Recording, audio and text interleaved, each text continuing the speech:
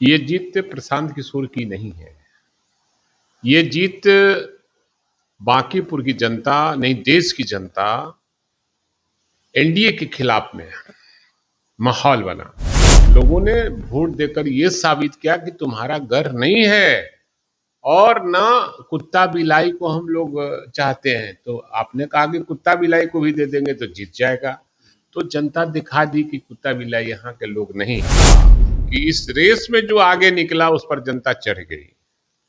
जनता राष्ट्रीय जनता दल के खिलाफ में नहीं है, आगे भी राष्ट्रीय जनता दल ही लड़ाई लड़ेगी, जनता साथ रहेगी। आज जो प्रशांत किशोर को वोट दिया वो मेरे साथ रहेंगे कि पकड़ इतनी मजबूत है, इतनी अंदर तक है कि बीजेपी और एनडीए समाप्त हो सकती है, लालू यादव का विचार कभी मर नहीं सकता। बांकीपुर के नतीजे सामने आ गए और भारतीय जनता पार्टी हार गई।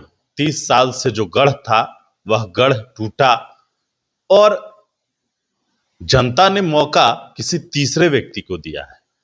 हालांकि मैदान में राष्ट्रीय जनता दल भी थी, राष्ट्रीय जनता दल को वोट ना करके प्रशांत किशोर को लोगों ने वोट किया है और जमकर वोट किया।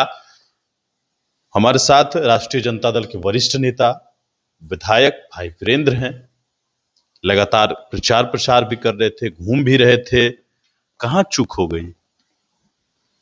देखिए, एक तो आपने पूछा कि बांकीपुर में आप लोग चुनाव हार गए, इसको मैं स्वीकार करता हूं और आपके माध्यम से, आपके चैनल के माध्यम से प्रशांत किशोर जी को बधाई भी देता हूं जीत के लिए।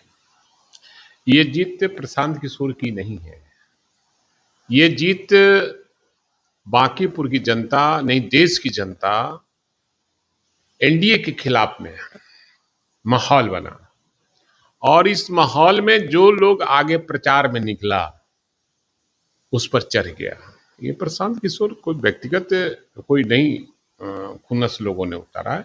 बीजेपी के खिलाफ में, एनडीए के खिलाफ में लोगों ने वोट देकर ये साबित किया कि तुम्हारा घर नहीं है और ना कुत्ता बिलाई को हम लोग चाहते हैं। तो आपने कहा कि कुत्ता बिलाई को भी दे देंगे तो जीत जाएगा।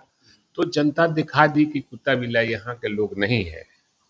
आप लोग जिसको कुत्ता बिलाई समझते हैं, जनता वही कुत्ता बिलाई इस बार आपको गद्दी से उतारने का काम करेगी केंद्र में।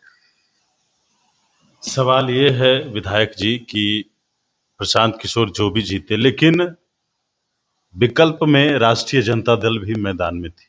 जनता ने राष्ट्रीय जनता दल को क्यों नहीं मैंने कहा कि इस रेस में जो आगे निकला उस पर जनता चढ़ गई।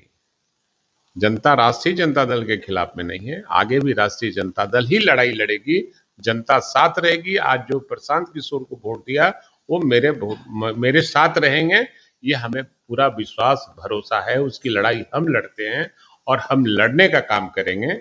इसलिए इस रेस में वो आगे निकला, उस पर चढ़ गया। एनडीए को हराना था, इसलिए वो चढ़ गया। जेडीयू भाजपा के लोग तो ये कह रहे हैं कि अब तो तेजस्वी यादव समाप्त हो गए। अब सवाल है कि तेजस्वी यादव की पकड़ इतनी मजबूत है, इतनी अंदर तक है कि बीजेपी और एनडीए समाप्त हो सकती है, लालू यादव का विचार कभी मर नहीं सकता है।